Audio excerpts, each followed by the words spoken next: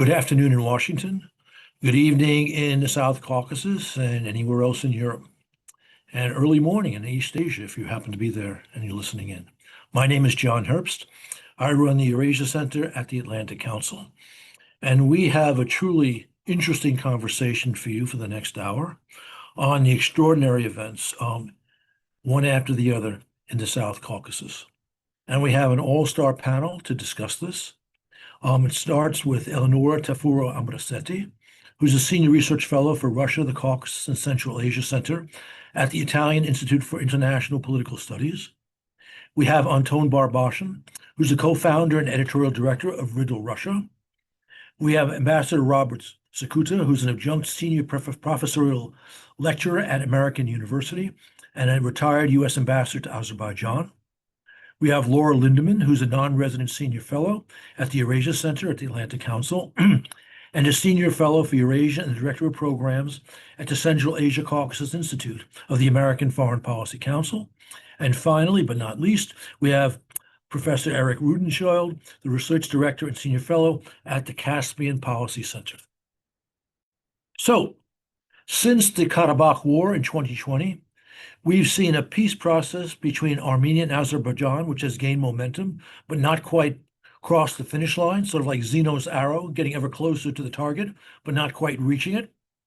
At the same time, Armenia and Turkey have made moves towards normalization. Also, lots of progress, but not completed. And Russian influence appears to be on the wane in both Armenia and Azerbaijan, but certainly, and perhaps unfortunately, rising in Georgia. So, Dr. Rudenschild, if you could please help us set the stage for our discussion. How do you see the region and these issues? Very broad lens. Wow. Very easy. Thank you. I think, when you say the peace process has failed to finish, I mean, it is an ongoing organic process.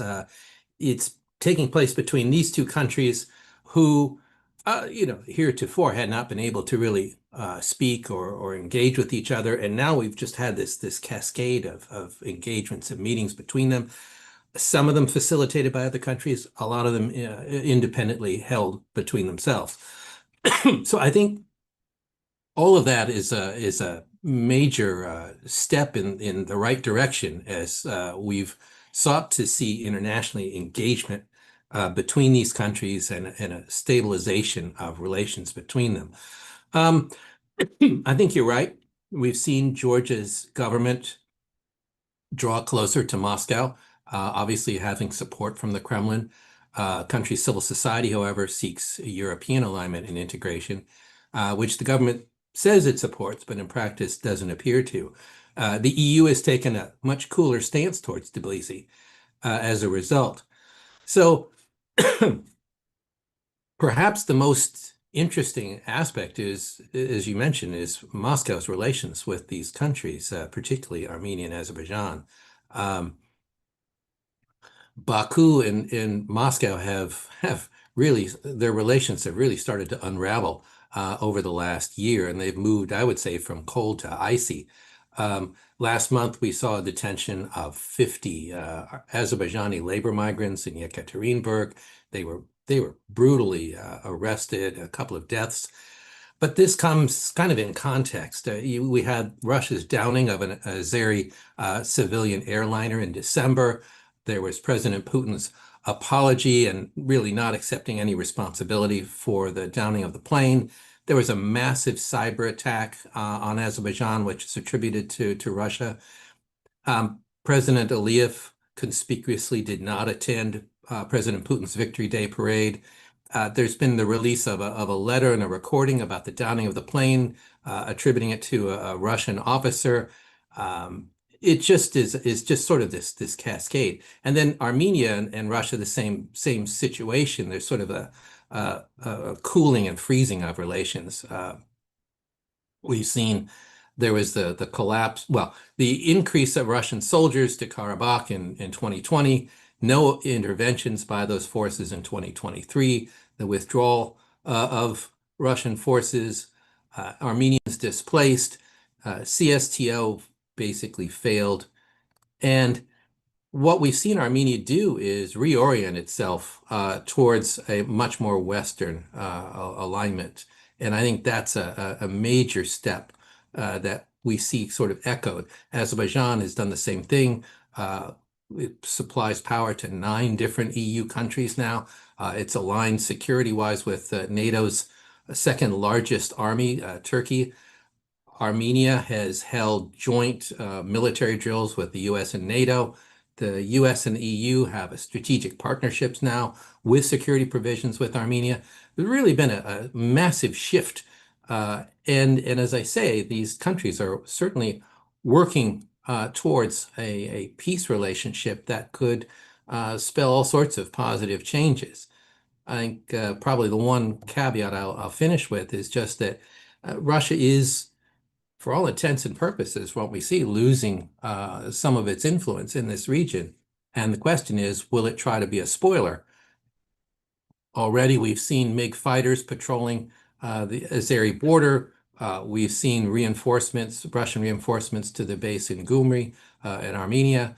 In Yerevan, there have been the resurfacing of the biolab disinformation campaign that Russia used in Ukraine and Central Asia. So and this can work to destabilize Prime Minister Pashinyan and the peace process. So I think there's a lot that's on the table where things are shifting, but at the same time, there's also a lot of positive movement. I'll stop there.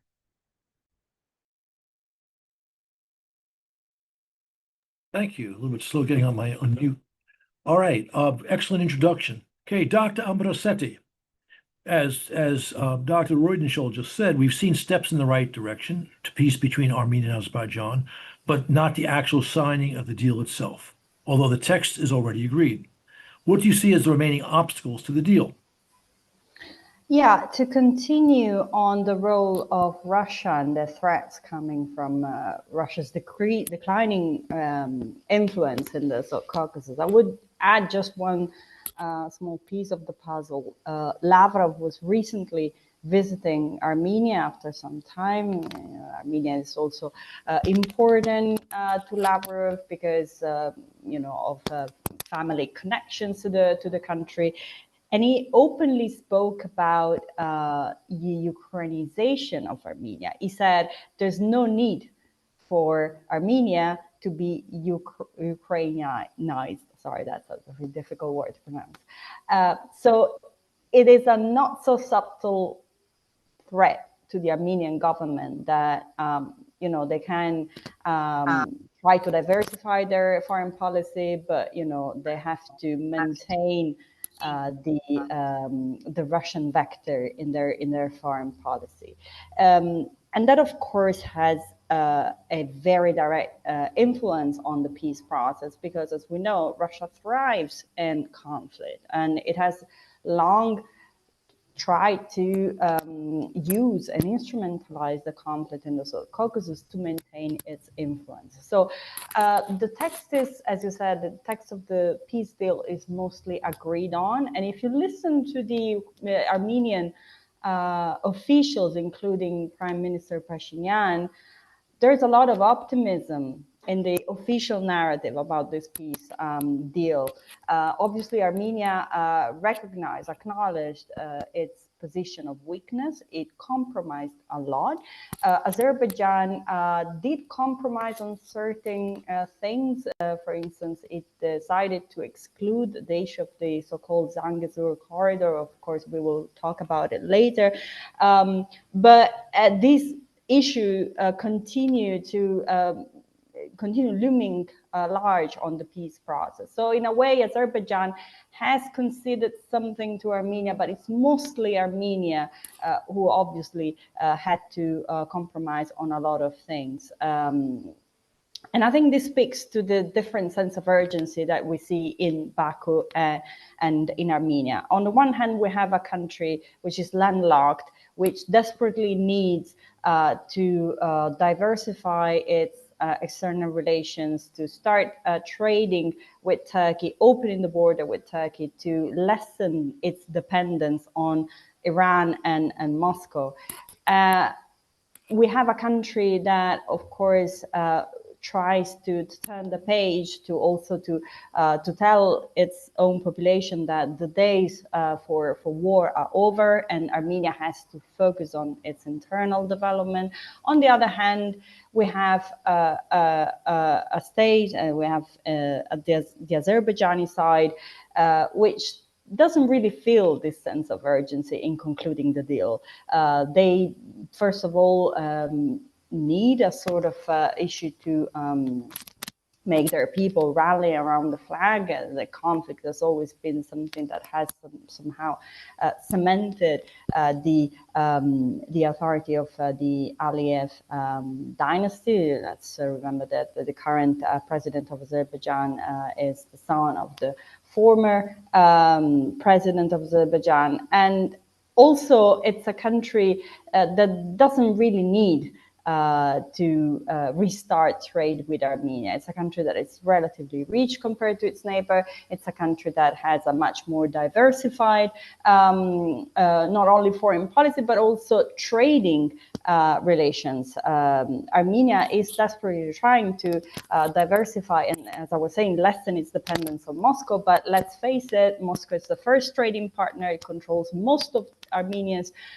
energy sector. The remittances from Russia make up slightly, well, 7% of Armenia's GDP. So Moscow has an enormous leverage on Armenia, and Azerbaijan is somewhat more independent, and it can have a more also independent foreign policy. So I see these different sense of urgency as one of the main obstacles to sign the peace agreement. Of course, there is also a more concrete reason, which is Azerbaijani demands to change the Armenian constitution.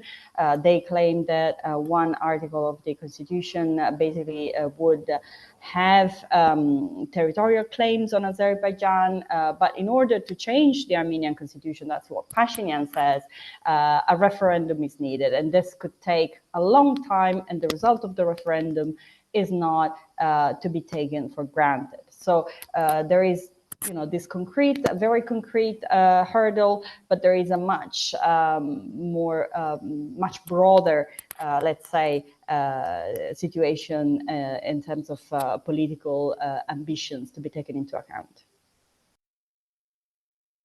Thank you. Very, very good answer. I'm going to ask a quick question before you mentioned that Azerbaijan in the conflict. Ambassador, I can't hear you very well. How about now? Better? It's disturbed. The line is disturbed. Okay. My question for you is this: if it's not to be taken for granted, does this mean that Azerbaijan is going to insist on it so that they have a deal? I'm sorry, I can't hear your question. Are others able to? Yeah, this is disturbing. My volume's up high. How about now? It's not a matter of volume. It's the line seems a bit disturbed, so I can hear bits and pieces, but not all of it. Let me see if we can.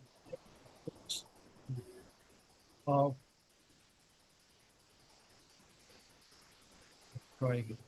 All right. Can you hear me now? It's still certain. Still uncertain. All right. I don't know.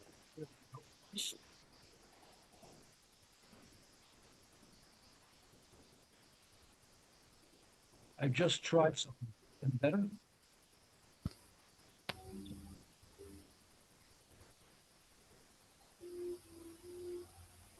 Chris, can you hear me?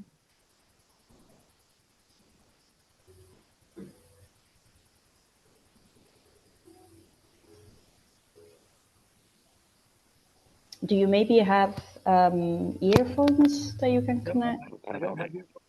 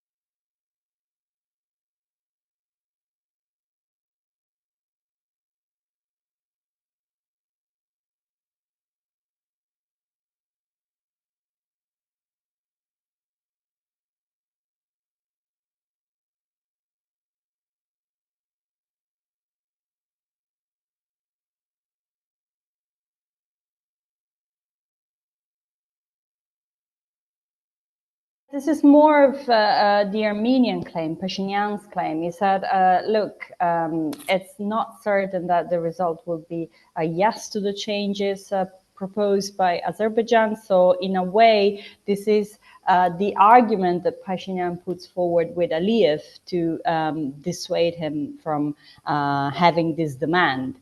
But on the part of the Azerbaijani government, unfortunately, the issue seems to be very important, and they don't want to progress with the signing of the peace agreement without having a promise on this referendum. Thank you. Okay. Ambassador Sakuta, you spent 3 years in Baku. You know the Azerbaijani government well, including the president. Your thoughts on this and on the fact that the deal is not quite consummated? Well, I think exactly right. I would agree with most of what, excuse me, what Dr. Ambrosati said. I think a couple things to bear in mind. One, Azerbaijan pursues what we would call the Kazakhstan context multi-vector diplomacy. They're in a very difficult neighborhood. They have to have good relations. They have to have manageable relations, not just with Russia, but with Turkey, with Iran, with the countries across the Caspian, Georgia, and of course with Armenia, with a country with which they've been at war really since their reemergence as an independent state. Before that, actually. The issue right now, I would sort of see, yes, I mean, the text of a peace agreement has been agreed upon, and what is holding up, what is the stated reason for what's holding things up, is this concern about provisions in the Armenian constitution which talk about territories which are not in the current Armenia, but were in a historical Armenia, in a past Armenia, as being part of Armenia. And this is what the Azerbaijanis feel should be taken out. There's not a direct reference, actually, not direct terms of Karabakh or areas in Turkey.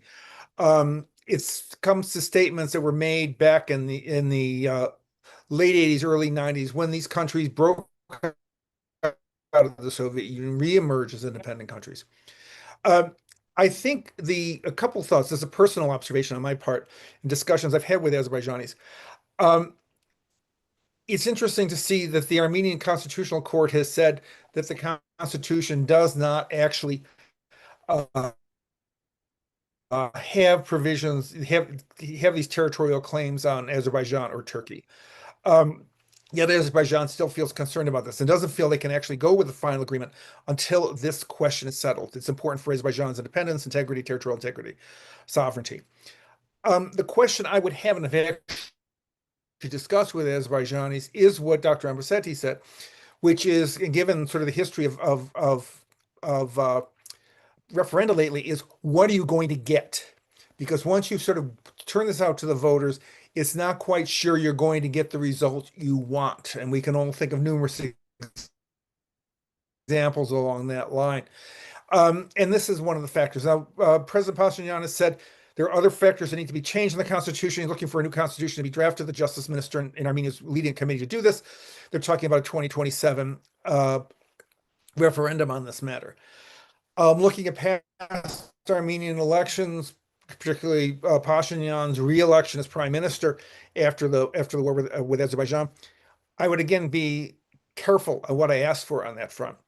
There's something else in this which we haven't talked about, and that is the role of the United States. And Steve Witkoff has sort of waded into this question a bit. And I've noticed, matter of fact, just last couple of days, actually last day, President Aliyev making very strong overtures to President Trump. And this may be one of these conflicts that President Trump is looking at trying to settle. And it may be that a White House visit, which is something President Aliyev has wanted since he became president in 2003 and has never gotten, might be that way forward. I throw that out. That's simply speculation, always highly dangerous, but something I think needs to be taken into account. But again, we're seeing a situation in the region where Russian influence has declined, largely, I would argue, due to Russian missteps, overplaying their hand, arrogance, as the kindest word I can use regarding the treatment of the Azerbaijanis, and really some openings right now that could be good for the stability of the region, good for our own relations with that part of the world. Okay, thank you for that. Okay, Mr. Barbashin, looking at the recent tensions between Baku and Moscow and Armenia's increasing pivot towards the West, what looks like reduced Russian influence in the South Caucasus is becoming more and more a theme. Your views? Well, I think first of all, we need to take into consideration that at this particular moment, war in Ukraine is the most important development for Russia. So I would say we need to look from that perspective at what's happening in the Caucasus. And Armenia here is a very important nation in terms of what Russia can do in terms of sanctions avoidance, increasing trade, selling Russian gold out into the world. And as far as we have that economic cooperation they're taking on, as far as Armenia does what Russia wants it to do, same as Georgia at the moment, it's not exactly a pivot away. I mean, Russia strategically thinks that eventually, one way or another, there's not going to be a permanent settlement between Baku and Yerevan. There's always going to be something of a conflict remaining there. And because of geography, Armenia would not have anywhere else to go but to Russia. So Russia does think it would seem that it has an upper hand in terms of kind of a long-term development of the situation. When it comes to Baku, the situation is a bit harder. We're obviously seeing a lot of flexing on both sides, and Aliyev can do that. Yerevan cannot do as much flexing as Baku can, of course. But there's still a lot of Russian interest to have a, I wouldn't say partnership relationship with Azerbaijan, but kind of stable, pragmatic relationship. There's a lot of infrastructure ideas that Russia wants to pursue. So long-term thinking at the moment, as we could see in Moscow, is basically allowing some of the steam to go out in the hope that there's not going to be a long-term good settlements, and for as long as Russia gets what it wants in terms of economic gains and needs for the war in Ukraine, that this is tolerable. But I would obviously agree that there's been a lot of Russian mistakes that led to the situation, and probably there's no going back to the situation that existed before all of those conflicts. But whatever new kind of formula, Russia can only spend so much time working on that because of the war in Ukraine. Okay, thank you very much. But actually, there's another quick question. We've seen in very recent moments, recent days, with the growing tension between Baku and Moscow, reports of additional Russian forces heading towards their base in Armenia. Any comments on this? Look, we've seen a few voices over the years, I would say, in Moscow saying that the relationship with Baku, with Azerbaijan, there has to be like something of a military, special military operation there. I don't think this is possible. This is just projecting a little bit of power, saying like we can do that, but in fact, Russia cannot. It needs all the men it has to be there in Ukraine. So this is just, sending a few folks back and forth. I don't think this is the actual news of the day. This is just a little bit of flexing, nothing more than that. Okay, thank you. So I know, Dr. Ambrosetti, you have to leave in about 10 or so minutes, so I'll give you this first question. Your views on the normalization between Armenia and Turkey? Yeah, The thank you for significance and status, please. Thank you for the question. As I was saying, Armenia is betting on the normalization with Turkey, not only because it wants to export its goods through Turkish ports. Armenia is landlocked, and it wants to reopen the border with Turkey badly, but also because it wants to somehow undermine this very strong partnership, not undermine, but at least weaken this alliance between Azerbaijan and Turkey.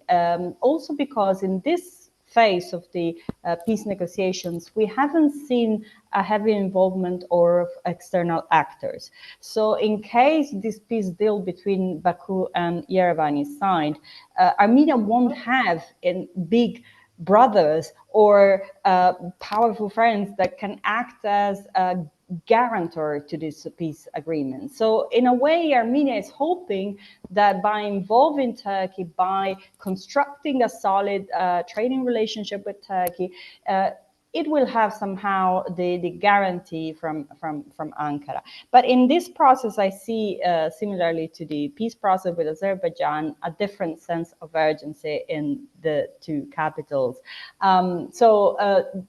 Compared to the normalization process that was initiated in 2008, 2009, and was mainly promoted by the European Union. This time is the normalization process, which started shortly after the Second Karabakh War in 2020, is more directed by the government. And the government of Pashinyan, of course, wants to push forward, and it has also showed Erdogan signs of goodwill. Pashinyan went to Ankara recently, to Istanbul, recently, to meet on an official visit, first time an official visit of an Armenian leader in Turkey. So this was it also accepted a gift from Erdogan, which sparked a bit of controversy in Armenia. It was a sort of a memoir book by Erdogan. So it does. Pashinyan does show a sense, really an openness and a willingness to compromise. Also, when it comes to the recognition of international recognition of genocide, which is no longer the first foreign policy priority for Armenia. This is similar to the claims of historic Armenia that were mentioned early on. So different sense of urgency on this issue as well. Where are we now? Unfortunately, despite some progress, despite the visit, we don't see actual concrete actions taken to sort of strengthen this normalization process. And this is because the normalization with Turkey is deeply linked to the peace process with Azerbaijan. So for Turkey, the normalization with Armenia is not a priority, but the relationship with Baku is. So of course, they will always put the relationship with Azerbaijan first. And as long as we don't have a peace deal between Armenia and Azerbaijan, I think the progress that we will see on this normalization, process will be pretty limited. Thank you very much. Well, Sakuta, I'd be interested in your view to this process as seen from Baku. Well, I think the key point here, there are two key points I would make here. One, the relationship between Azerbaijan and Turkey is extremely, extremely strong. It is not just an official relationship; it is a relationship that is felt on the street by Azerbaijanis, and this has a definite impact on how things go. And I think it's also strongly felt in Turkey. It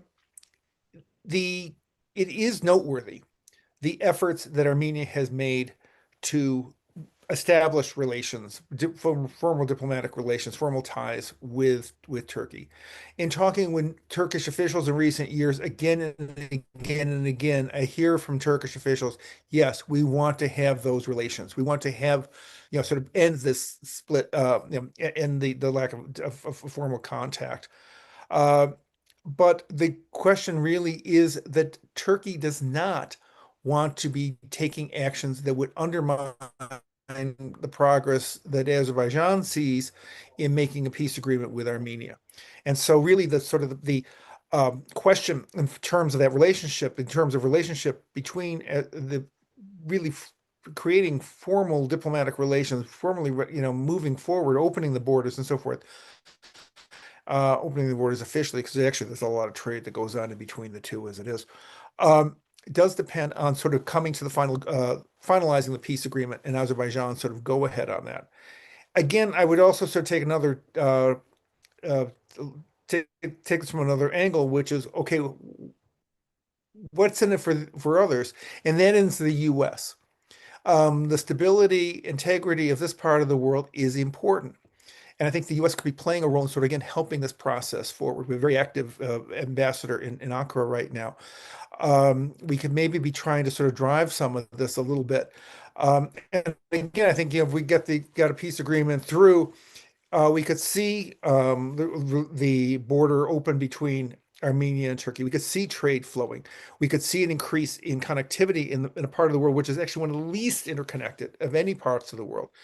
Um, so I think, again, in terms of sort of emotional side of U.S. foreign policy, friendship with Azerbaijan, friendship with Armenia, friendship with Turkey. Yes, we'd like to see this border open, but there's also realpolitik reasons for trying to do that, and things which we should be trying to push forward.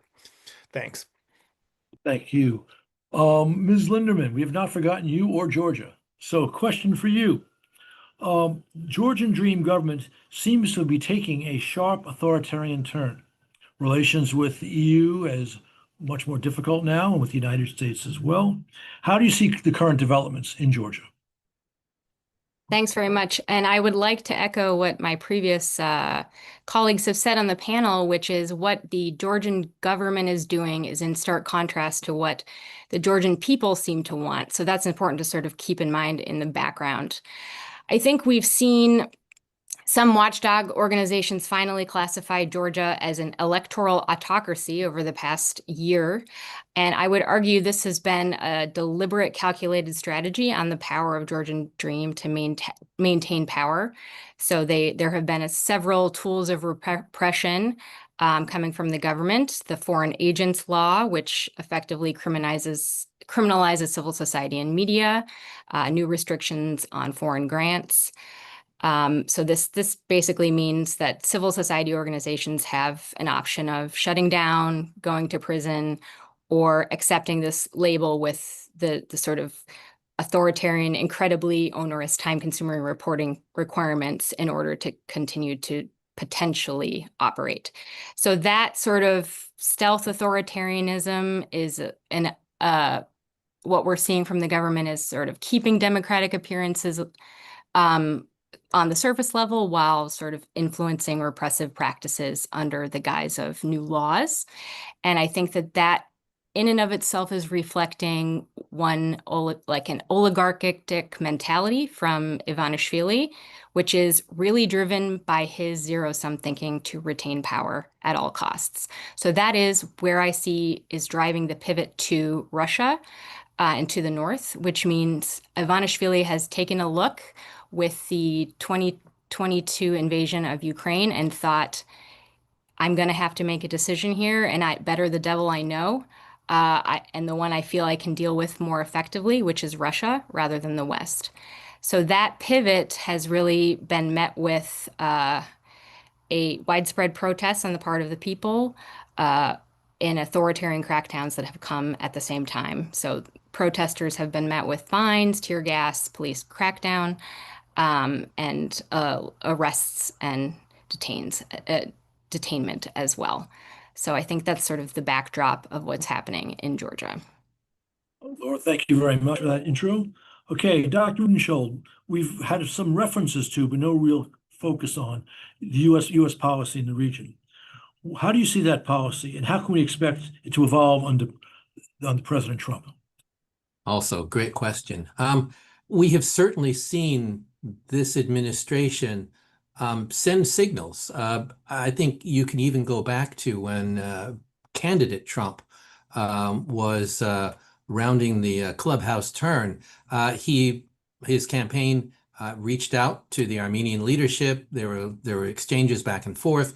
Most recently, Bob Sakuda just mentioned the exchanges on social media between President Aliyev and President Trump. Last night, there were tweets on Truth Social, postings by the president, essentially encouraging regional peace efforts. So I think we're seeing some dynamism here that a lot of people didn't expect in the first place. But again, think about what motivates U.S. engagement at this point.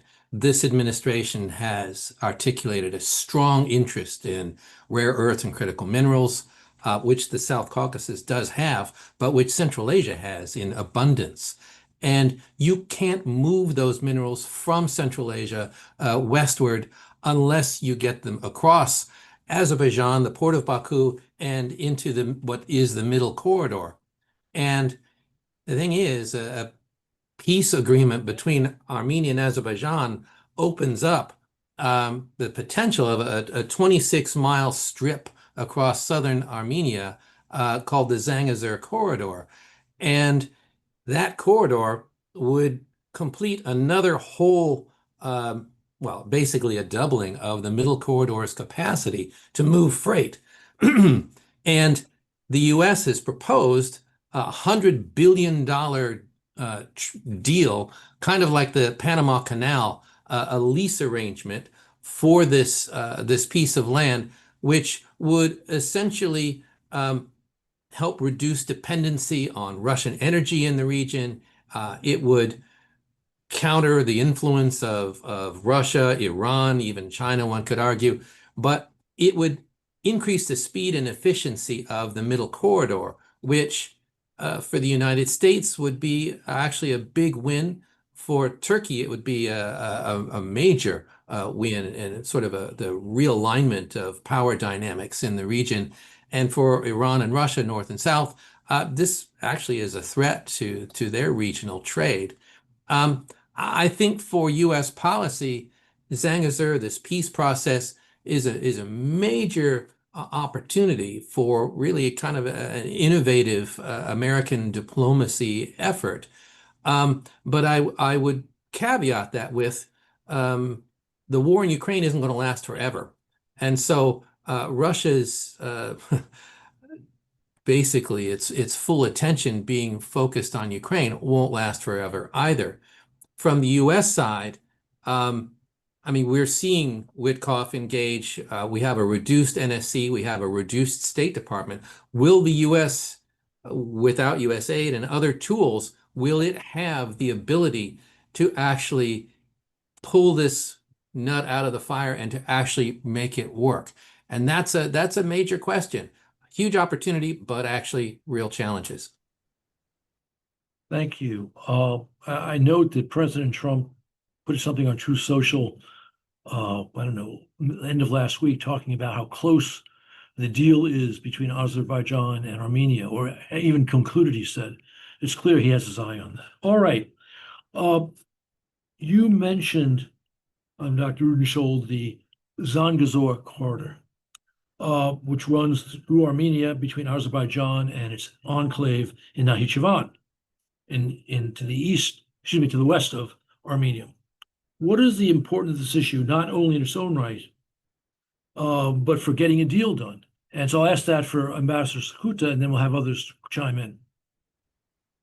Thank you.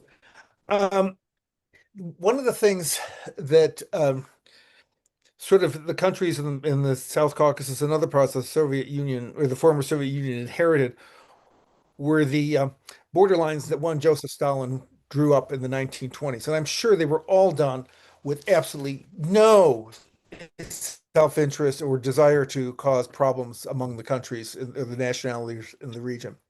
One of the chief remaining issues that comes out of that, and we've seen it certainly in Tajikistan, Uzbekistan, Kyrgyzstan, in Central Asia, but is the Zangezur corridor, because you have an important piece of Azerbaijan, Nakhchivan, which is separated by 26 miles, 40 kilometers roughly, from the main body of Azerbaijan. To get between the two of them today, you go through Iran. And there's been an agreement with Iran for years that have acknowledged, let truck traffic go through freely, fly between Baku and Nakhchivan over Iranian airspace. And this is a ongoing problem. It's important to the country's integrity. It's important to this is a key part of this country's history, culture, and territorial integrity. So solving this problem, or finding an answer to this problem, is important. Now, when we talked in the past, there's been this discussion of the Zangezur corridor, which again conjures up images of Danzig, and that's something very much that sort of sticks in the Armenians' mind of like, why are we going to let this happen? We're surrendering our own territorial integrity, our own sovereignty, and so it's trying to find a way forward. Now, I've seen these reports about a possible deal where the U.S. would sort of control the corridor and then sort of receive money from it, but then there'll be a way to guarantee the freedom of access between mainland Azerbaijan and the Nakhchivan exclave, but still maintain Armenian sovereignty. That may be a possibility. There may be other ways too, just in terms of what can be done today in terms of monitoring traffic electronically when we do with trucking and so forth. There are ways forward. The infrastructure, though, across that corridor is old, and I would expect probably pretty decrepit. That rail line was built in Soviet, if not pre-Soviet days. It's going to need to be upgraded. The road's probably going to need to be upgraded. Who's going to pay for that? Be one of the questions. You can do a lot through the current middle corridor. Obviously, duplicating, broadening the number of routes is in everybody's interest. But I think certainly there's a lot that can be done now through that middle corridor, which runs from Central Asia, Azerbaijan, Georgia, Turkey. It's a way forward. But it is important, I think, to think that this was one of the questions, as vital as it is to Azerbaijan, that Azerbaijan sort of put on the side in trying to reach a peace agreement with Armenia. And I think it's a good sign of Azerbaijan's integrity or Azerbaijan's intention of having a peaceful agreement. Thank you. Okay, I have two more questions before we turn to the audience. Anton, one, can Russia revive its fortunes in the Caucasus? And two, the Russian view of the corridor issue, especially a possible American connection. Well, let's start with the second one. Obviously, this is totally unacceptable to how Russia perceives its own goals and influence in the region. So if there would be still dialogue between Moscow and Washington, this would definitely be an issue. I don't know if it's currently being communicated, but if there would be more favorable conditions, this was something Moscow would definitely want to talk about. Russia wants FSB to be all across the corridor. This has been proposed and discussed with the fellows in the region. In terms of whether Russia could restore its influence, I think it very much depends on the war in Ukraine. If Russia can wrap this up somehow favorably, then it could turn its attention to South Caucasus and maybe be more engaging on various fronts there. But again, this requires a certain degree of understanding Russia's own interests and the interests of others. And if the interests of others, basically Armenia and Azerbaijan, are that they've made a deal, then Russia would have to compromise, which is not a given. Well, based on what we've seen so far. So there are a lot of issues here to take into consideration, and we cannot calculate simply because, and I would say first of all, of the war in Ukraine again. Okay, thank you. Okay, Laura, the last question's for you. You already touched upon the negative turn domestically in Georgia, the Russian factor in that. How would you characterize Georgia's relations with both Turkey on the one side and China on the other? Yeah, so I think as Georgia's pivoted away from the West and the EU, they are looking for other opportunities as to where they can engage. So they look towards China and signed a strategic partnership agreement there in 2023. And we have seen expanding Chinese economic footprints, as you might expect. I think there was something like 200 or 300 new Chinese companies established in 2024 in Georgia. There is also some increased procurement of Chinese manufactured technologies by Georgia, such as customs control infrastructure. So I think Georgia's attempting to pivot towards China as a way to provide alternate funding with fewer sort of democracy strings attached, as they've seen West and the EU previously. Turkey is an interesting case separately. It's still Georgia's largest trading partner. I think more than 3 billion bilateral trade in 2024. And as several of my co-panelists have elucidated, critical infrastructure partnerships, and as part of the Middle Corridor and through the South Caucasus, the Baku-Tbilisi-Ceyhan oil pipeline, the South Caucasus pipeline for natural gas, Southern Gas Corridor, TANAP, growing electricity trade between Georgia, exporting electricity to Turkey, transportation networks, Baku-Tbilisi-Kars Railway. And there is still military cooperation, which Turkey providing NATO equipment to Georgia. But on the other hand, we see that Turkish FDI has declined from 2023 to 2024, from 110 million to 90 million. Tourism from Turkey is down first half of 2025 by almost 15%. And I think Turkey is looking at how to engage with Georgia as it's looking northward and what that means for the relationship. So I think plenty of stuff is happening. It remains a key partnership, but definitely an arena to watch going forward. Thank you. Okay, audience questions. The first one is from Deborah Kagan. She would really like to hear more about Turkey and the Russian piece of that, and Israel with its extensive Baku ties and how they play into these relationships. And she asked, doesn't this just come down to who helps more, Russia or someone else? Dr. Reudenshell, we'll give you a first shot at that.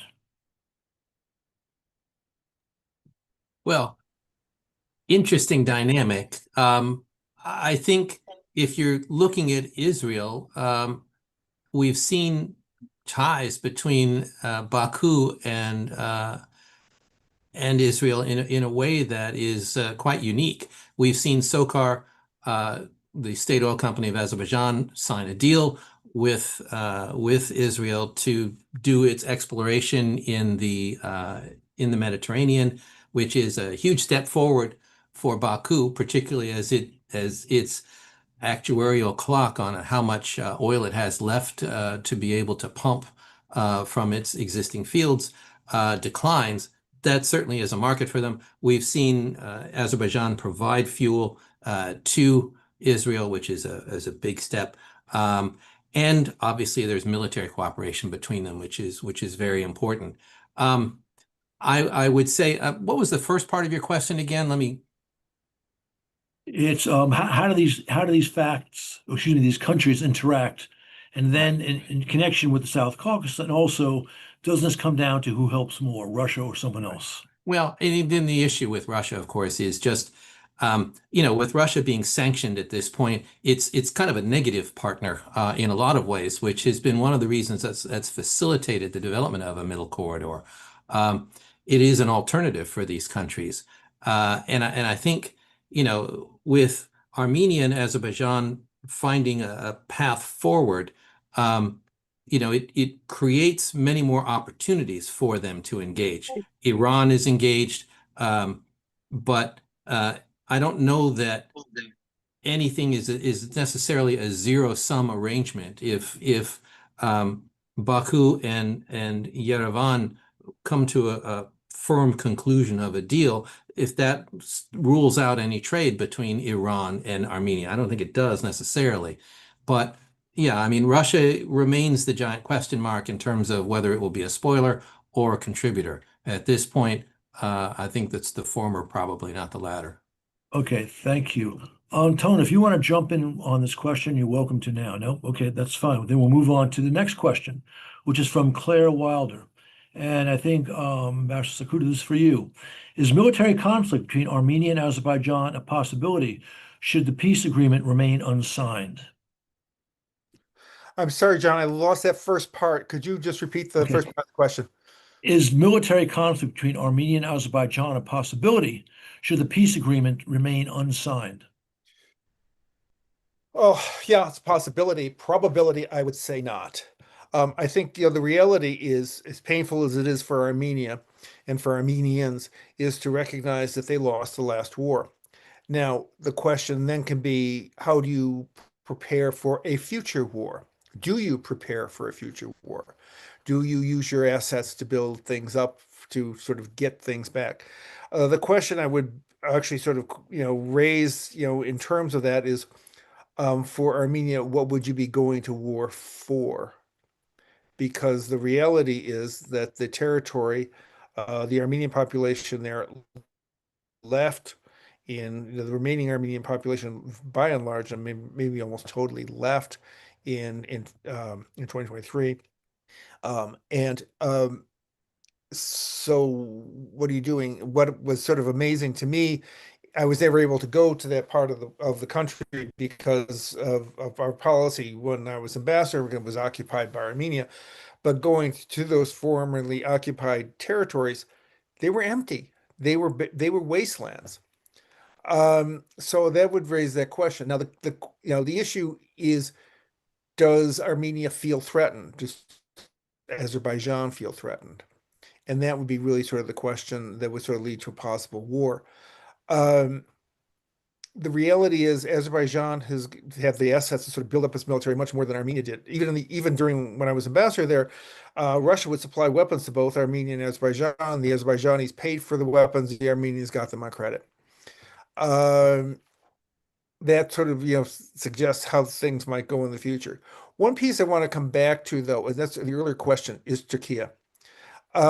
Because the relationship between Azerbaijan and Turkey is very strong. And I think some of the questions which we've had earlier, like, okay, what would Russia do?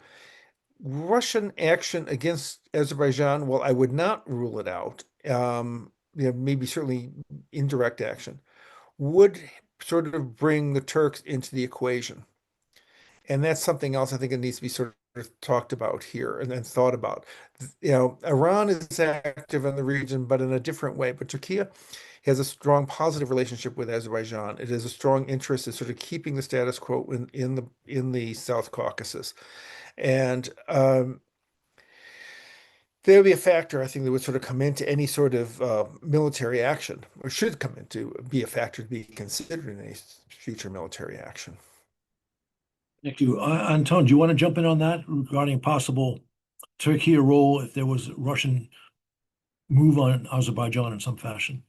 Well, yeah, I would add, I think this would be the reason why Russia would not risk kind of going for a military action, because there's Turkey in the picture, and Russia simply does not have the resource. It could not sustain long-term operation. But given the experience Russia previously had, there is no more belief that a short-term operation, go in, get out, is possible, given the experience of Ukraine. So I think this would be a restraining factor for any sort of military engagement. And again, Turkey is there. Russia also needs a decent relationship with Turkey. So I think Moscow would be inclined to be slightly more cautious when it comes to the South Caucasus, at least for a while. Okay, thank you. Interesting point.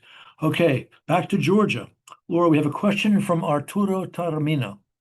Is there any reason for optimism regarding the domestic situation in Georgia, and for that matter, foreign policy, and what are the prospects for change, if any? So I think that trying to read the tea leaves is difficult, but there is some interfighting among Georgian Dream elites, which I think plays into this. I think the role of Russia and how that relates to the war in Ukraine is going to be important. There's been because of the war, Georgian Dream elites have benefited quite well economically from the situation with Russia as an alternative location for investment, economic ties, etc. So that's another piece there. And I would say what always strikes me about Georgia when traveling there, as opposed to other places in the region, is the population under 50 who cannot conceive of a future other than towards Europe.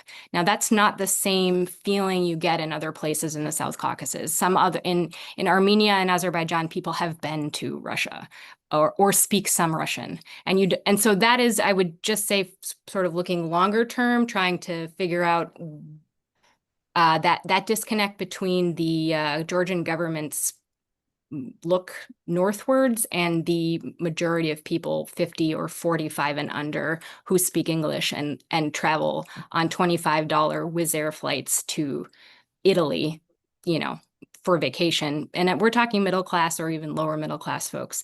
That's not a situation that I think begets long-term stability. So that's where I would look. Okay, thank you. We have a question from Anna Sanchez regarding Russia, but I think you've already answered it, Anton, but I'll still read it. And if you think there's anything you want to add, let me know.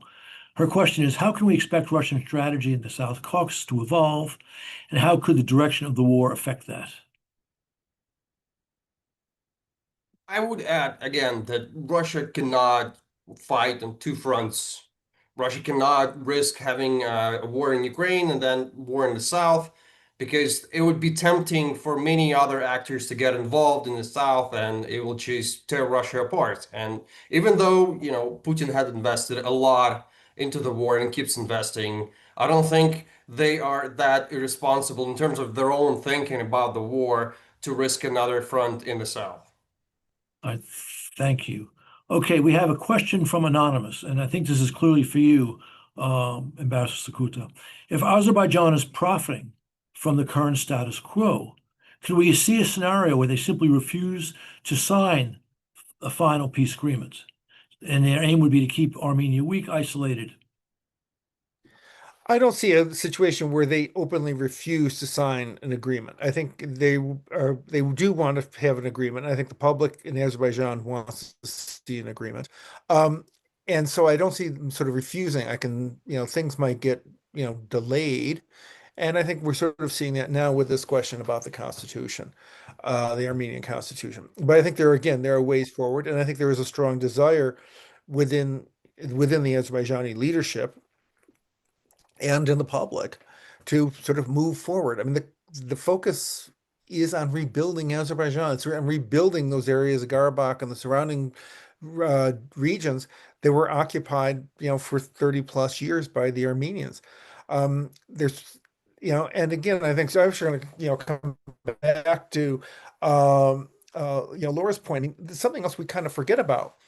And this is actually sort of a factor, I think, for a peace agreement with Azerbaijan and Armenia, is that the population in this part of the world is young. I think 2/3 of the population of Azerbaijan was born in 1990 or later. And so they don't remember the Soviet days. They don't remember a lot of the stuff that went on before, but they grew up in this period of conflict. And one of the questions I think that is really important in trying to find that peace agreement is, how do you change the mindset of really almost a generation and a half, 2 generations, who grew up in conflict with Armenia, or on the other side, Armenians who grew up in conflict with Azerbaijanis, and sort of say, okay, that was then, that's now we're going to get along together. And that's a really complicated question. You and I both know this from our own work over the decades in the State Department, and things the U.S. did. And I'm going to come back to Eric's point. We scrapped a lot of the tools that could help do this, but hopefully some people will start coming back together and figuring out that there could be a peace agreement, and how the U.S., EU, others can sort of help the Azerbaijanis and the Armenians really build that peace. Because the document is important, but it's not the end of the process. It's sort of a very important step, but not the end of a process. Okay, I see we're now at 3 o'clock, so our time is up. I'd like to thank all of our panelists for an interesting discussion. I'd like to apologize to the audience for the audio problem we had for 6 or 7 minutes. We will avoid that in the future. And we'll be doing more on the South Caucasus in the months to come. Thank you all for participating and for tuning in. Thank you.